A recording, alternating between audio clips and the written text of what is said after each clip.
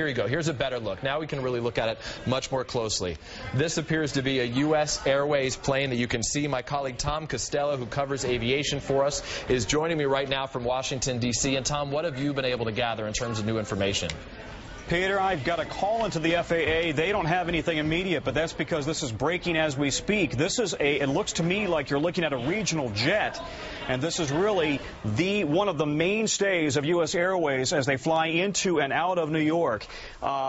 Listen, I think you have to look at the fact that they've got one door open in the front, and thus far it looks like the plane, the actual fuselage, is above water.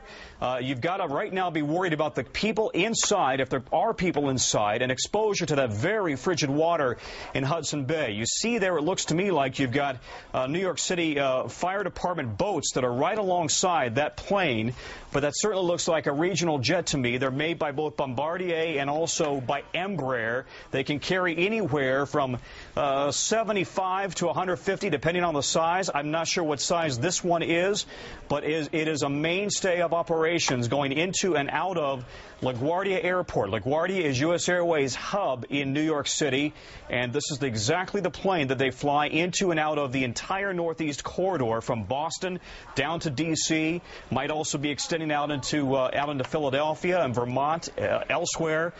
This is a very serious operation. Peter, do you know exactly where along the Hudson is? I find it curious that the plane is down in the Hudson River and not the East River. We can tell you a little bit more, Tom. We know that this is happening not so far away from the retired USS carrier, the Intrepid, that is on the lower west side of Manhattan in the Hudson River right now. I think as we look at these live pictures, courtesy of the chopper at WNBC, our affiliate in New York City, you can see individuals in life jackets. It appears clear that some of these people have been helped at this point. Lester Holt, my colleague, is now joining us with some more information.